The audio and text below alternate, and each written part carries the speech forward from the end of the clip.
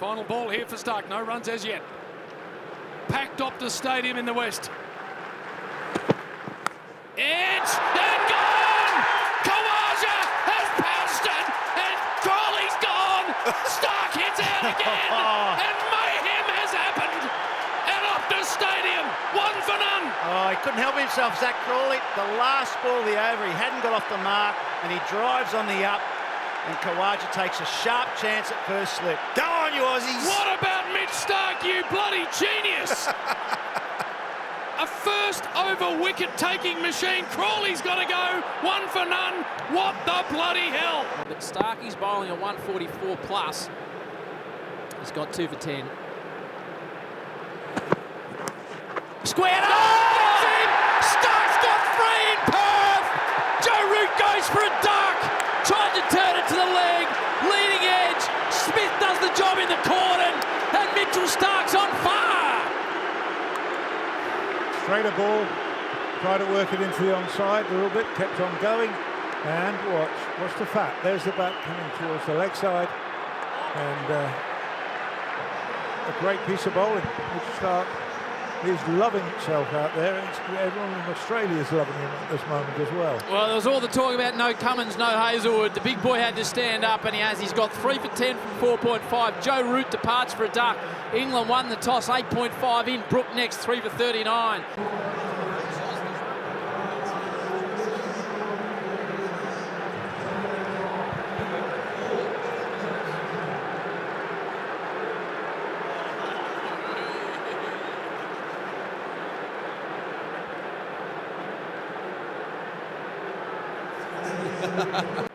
Scary.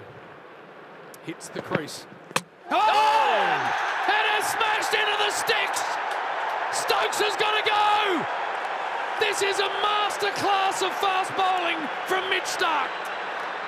That's exactly what it is, JB. It's a masterclass, and that was the reason he was in the attack, Mitchell Starc. He's got the better of Ben Stokes on a number of occasions, but this was a perfect ball. Top of off stump, just angling back in, and that has crushed into those stumps, and that is an enormous wicket there for the Australians straight after the break. Wow, 5 for 115. Game on for Discovery Parks. Triple M Rocks cricket. Mitch Starc has done a lot of things in Test cricket. For NRMA, how many times has he taken 7 for? None, and he's got 2 deliveries to do so. Best figure 6 for 9 against the West Indies earlier this year. Mark Wood, wide stance, but George Bailey-like is back. Hitting it straight in the air. Surely, Carey, under it. Yes! Starc, 7 wickets on the opening day of the Ashes. Mark Wood with a Bruce Reid-like spoon straight up in the air. 5 wickets in the last half hour. Wow. And Mitch Starc, a performance for the ages.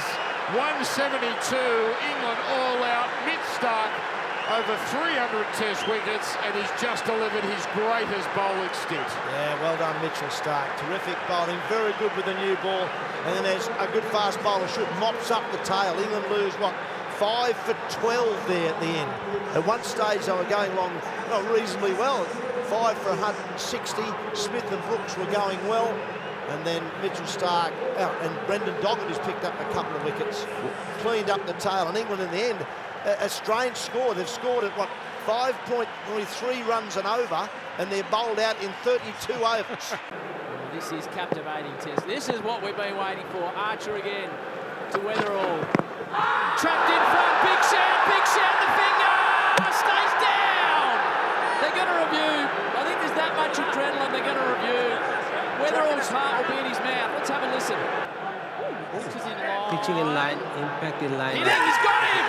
Weatherall departs for a duck on debut. Archer in the second ball. Not out to outstand by no spin. Signal out. So England fire an early shot. Weatherall's test dream ends with a duck, and Australia are 1 for 0. We heard whispers of an upset tummy earlier on, so whether it was just poorly timed or not, then there was also a communication that came through that maybe he'd been doing some stretching as well, so perhaps he's got a niggle. 1 for 8. Labuschagne hit on the pads, but that'll be high and down leg side. Well, I suppose it's one way of getting the runs.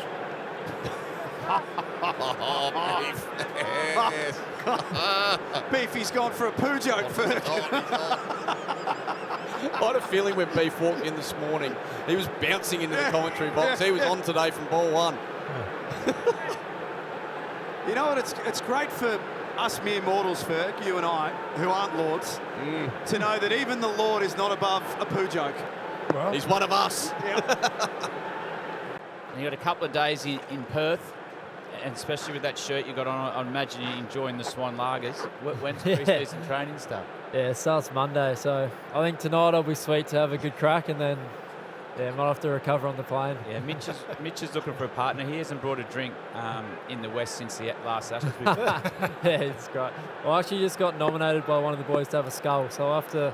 I'll have to do that soon. Mitch will come with you. Yeah. No. So one is outside the off stump, but no, I didn't hear anything. Brad, I didn't hear anything. Just ignore it and move on. Yeah, move on. Ball for 72. Beefy looked slightly happier when I walked past him moments ago.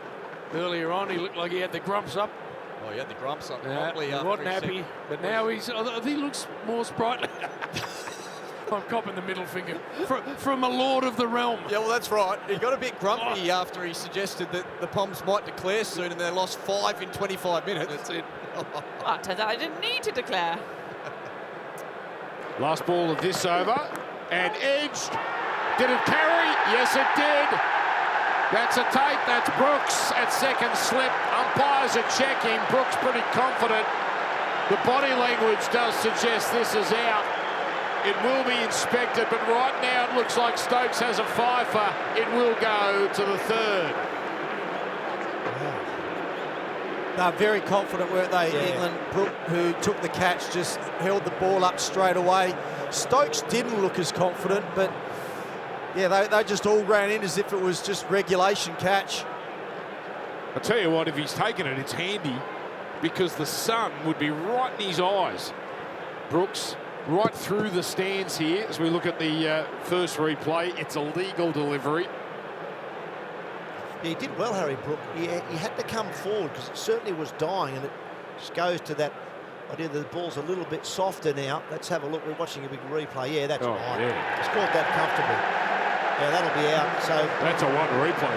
Yeah. Ben Stokes will certainly have a five. So, do we want to hear a bit of the imagination of the new songs, or do we want to go back to the old solid ones? A bit of a replay, a bit of a Mitch Johnson, perhaps. Yeah, we can do the Mitch Johnson song, no problem. You want to join in, Mitch? All right, lead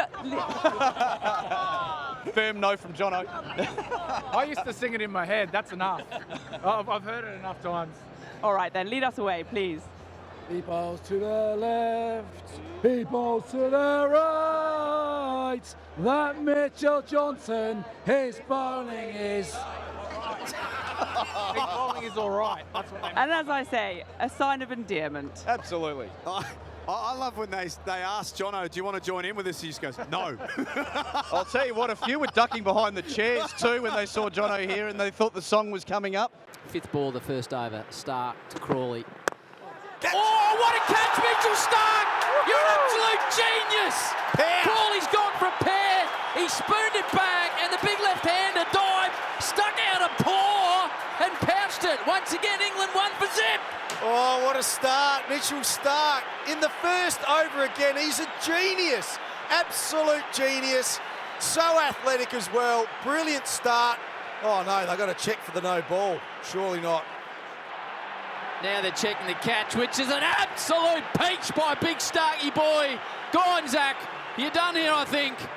From Root, in comes Starc again. Go! He's knocked him over! Inside edge! Castle gone! Root's out! Australia are back in it! What the hell? Unbelievable scenes! 5 for 76. This game has turned on its head. Wow. Great move from Steve Smith. Got Starc back in.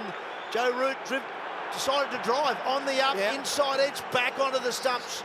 A little unlucky, you might say, but it's what happens when the worm is turning. Well done to Smith. Well done to Starc, and Australia they are right back in it. Yeah, interesting, because Scotty Bowen looked like he was going really well. Hardly bowled a bad ball. I'm not sure about that one. Put your headphones on if you want, Beefy. Beefy just deciding to talk with his headphones not on his head, which is not good radio, Beef. Yeah, no, it doesn't actually. You're quite right. But you'll be assured that's on the socials within 10 minutes. Yes, I know, yeah. Smith straightened up and driven nicely down through the offside. Chase from Head, and they come back for 2, 5 for 87. You're plugged in, ready to go now, Beef. Yeah, I'm good now. Thanks for that, Ho. That's okay. Very good. Minor detail. Yeah, just through the head from there, I would imagine. Yeah. I've got to be very honest here on Triple M Cricket. I reckon I've watched the YouTube highlights of Mitchell Johnson in the 13-14 Ashes over and over and over. One of the best series from a fast bowler that you will ever see. 37 wickets at an average of 13.7. This is the lunch break, by the way. England 1 for 59 in their second innings. Izzy Westbury, Jack Heverin, and of course the great Mitch Johnson. I know they're probably not your favourite highlights, but JB said it in the commentary. He made an awful mess of England throughout that series. Well, you say they might not be in the highlights, but just the theatre of it all. I mean, even we came out. I mean, that was. I remember it so well because I was in my sort of early 20s and coming off the back of England having done quite well in a series of Ashes, whether you look at is it 2009, then obviously that actually winning in 2010-11, and then going back into the UK, I think, in 2013. So England came out quite buoyed. They were like, we can take on the Aussies. And then to be absolutely obliterated. And of course, you know, I was sitting on, you know, listening to this in the dead of night back home at Christmas. It was amazing. I was enthralled to watch it. You kind of think this is what I want to be like. Kind of hated the guy as well. What's that like, Mitch, when you're just having a blinder? You're just having a series where you can do no wrong. Every ball that you bowl ends up being a good one. You're getting wickets. You're getting all the key batsmen as well. Can you remember that time period? Yeah, you never forget it. It feels pretty amazing. It's those moments in your career where everything just flows. You're in that flow state, and you literally look back in your career, your whole career, and you go, how many times does that happen? It doesn't happen that often, but when you're in that moment, you just live it and you have fun with it. And I just remember so many great moments through that series, not just mine personally, but other guys through that series that performed well, like Hads. We had a great batting partnership on. It was actually in Brisbane. We had saved us in that first test, got us back in the game, and I went out there and batted with him, and we put on a great partnership. Those little moments, it was the moments of bowling partnerships with Ryan Harris and Peter Siddle and Nathan Lyon. So there were so many little moments that I loved and cherished. Did it mean more because of how difficult things had been previously in the Ashes series? Like 10-11, we've spoken about. You're in the Barmy Army this morning. So to be able to come back a couple of years later and do what you did it mean a little bit more? Yeah, definitely. I always talk about my career being that roller coaster ride, and I think 10-11 for me was the worst. I don't know if we're going to talk about 2009 as well, but I can go back to that if you like. But it's funny because I look back at that and I think in 2009, I just won the Sir Garfield Sobers Trophy for best player in world cricket, and so there was this reputation that came with my bowling at the time, and I went over to England thinking everything was going to be sweet, everyone was going to love me, and it wasn't like that at all. And things changed pretty quickly in that first test, and then the songs came about at Lord's. But when I look back, I'm not a stats man, but I've been hearing this lately. I was actually the second leading wicket taker in that series. Were you really? Yeah, behind Ben Hilfenhaus, who had 22 wickets. Myself and Peter Siddle had 20 You got wickets. a fiver in the last test, didn't you, as well? I'm pretty sure. 2009? Possibly, yeah. Ethan's giving the thumbs up there. So it's really funny when you see it from a stats point of view, but I think my expectation, I had high expectations, and I think the people watching the game, the fans watching the game, had those high expectations too because of what I'd been producing that year. So 09 was 09. Yeah, we weren't too happy with how that result ended. 2010-11, it wasn't great. That was probably my worst performance. But again, I think I was probably the third leading wicket taker in that series.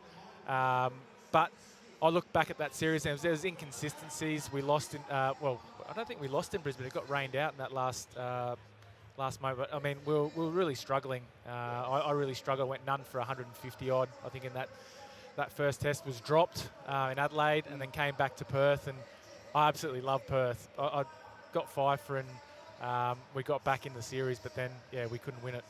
Did you realise, I mean, I think my core memories of that 2013-14 Ashes is you whipping through everybody, but then also the shambles of people leaving the Test series. Jonathan Trott, obviously, Graham Swan also sort of basically retired middle of that series. You talk about how much of a high it was for you. Did you realise quite what an impact you were having on the England camp?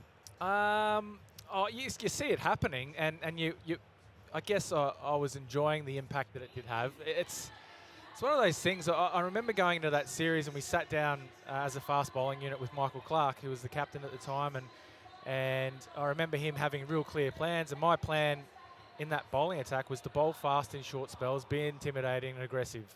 He actually said to me, don't worry if you get wickets or not, we just want you to bowl as fast as you can, 150 plus. So, you know, everyone had their plans throughout that series, and then to come out and actually be able to produce it as a unit, and we stuck to plan A the whole time in that series. But, yeah, to go out there and send a few home, I mean, we didn't know what was going on with Jonathan Trott. I love the way he just sent a few home, just off you go. I mean, it's Matt part Pryor of the game, there was not? 3. Matt Pryor was the other one that went home in that series. Yeah, that was it. Yeah. I think... Who was supposed look, to you be don't know quite what's good going on in people's minds at the time, do you? Well, Matt Pryor was supposed to be quite a good player of pace, so that was really it. When he went home, you were like, okay, let's pack up and go. Right behind it, he's going it better than a runner ball. None for 39 for Discovery Park's Triple M Rocks cricket.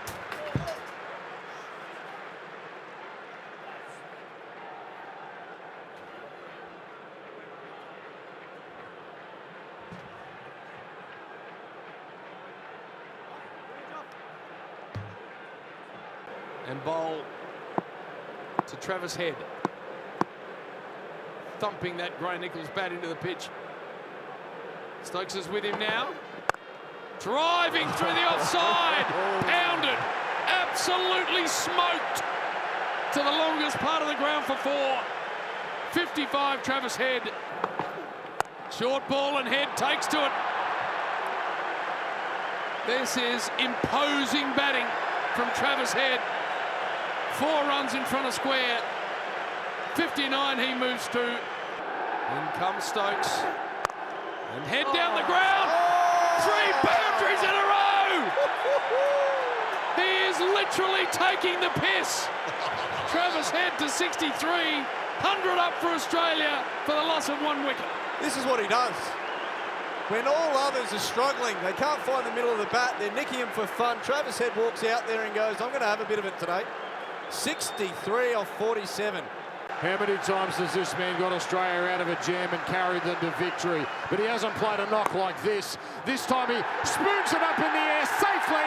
It is an instantly legendary Ashes century. Travis Head, second fastest 100 of all time in an Ashes series. 69 balls. His 10th Test century. But not even he has delivered something like this. Shades of Gilchrist at the Wacker all those years ago, and he's carried this team on his back, surely to a romping first Test victory. What an innings, Travis Head. Even the Barmy Army are clapping. They know they've seen something that'll be talked about for years. Oh yeah, someone had to do it for Australia. Someone had to stick their hand up and change the course of this game on a pitch where batting hasn't been easy, but I tell you what, today he's come out and he's done only that Travis Head can do that. He's the only player that can play like that in that Australian lineup. Not sure whose decision it was to open, probably Travis Head's himself, but it's been a match-winning decision today. And speak of the man, here he is, right on cue. Speaking of the man, in fact, he's not a man, he's a bloody king. Travis Head joins us on Triple M Cricket, one of our absolute faves. My man, that's some sort of innings by you. Well done. Yeah, not bad. Not bad way to start, isn't it? So, yeah, look, incredible night. So, look forward to it. Hey, boys, all good? Oh, look at all the South Australians turn up all of a sudden. Yeah, I know. I had Diz and Buff before, so, yeah, everyone's very pleased. Yeah, pleased for Starkey. He bowled exceptional. Pleased for the debutants. So, yeah, what a start. Can you just take us in? Steve Smith said something about it in the presentation that you went to him and said, I want to open. Can you tell us when did you start to think that you wanted to do it, or was it just a spur of the moment thing? 2 years ago, I've been joking with Ron. I've been prodding Ron consistently. I know that India, I've done it before. I know last year when we were sort of swapping around with, obviously, would have got his first crack at it. But when Steve's probably swapped over that first time, I sort of poked the bear a little bit. And off the back of England bowling to me in the Ashes, where I didn't get one pitched up, I thought there's a great chance. Obviously, when Davey potentially not, if that's the plan that's going to come to me all the time, then can I get out there? I'll do it in one-day cricket. We'll see. And then the stars align this afternoon. I'll probably miss my chance in the first innings, not be quick enough. I asked a few times. The tea break coming at a great time. I thought the senior guys got together. There was a couple of really good options. Again, like I said to someone in the sheds, this could go unbelievably or it could go horrific, and it could have been our first over. Who knows? So hypotheticals, but I thought the planning was right. I thought I was the right option at the time. And then, yeah, look, what a night. Trav, Jack just asked me a moment ago who should open the next Test match, and I said you should. Why don't we ask you? You're going to open the Gabba? I said we're 2 hours into my Australian Test opening career. No, you've done it 9 times now, though. Yeah, but have I done it in Australia? I don't think I've done it in Australia. First time. You make 100. So I could leave it at that. Yeah, and then have bragging rights on opening the batting in Australia, or we'll see. Let's see how Uz has gone. Uz has done an exceptional job over a long period of time. So let's hope that he's fit and firing. But I'm always an option. I'm always there. I felt it was the right time. I felt like it was going to help Weathers. I felt like it stacked our team perfectly. Why not have a crack at it? And thankfully, Smudge and Ron went with it. We've got to let you go because you're a man in demand, obviously. Thanks for stopping by. We'll be at the Cottesloe tomorrow if you're looking for us, if you want to come and see find if Mitch Marsh got his boat going to Rottnest or not. Well done. An unbelievable innings, a career, one of your very best. So congratulations. Thank you. Cheers, guys.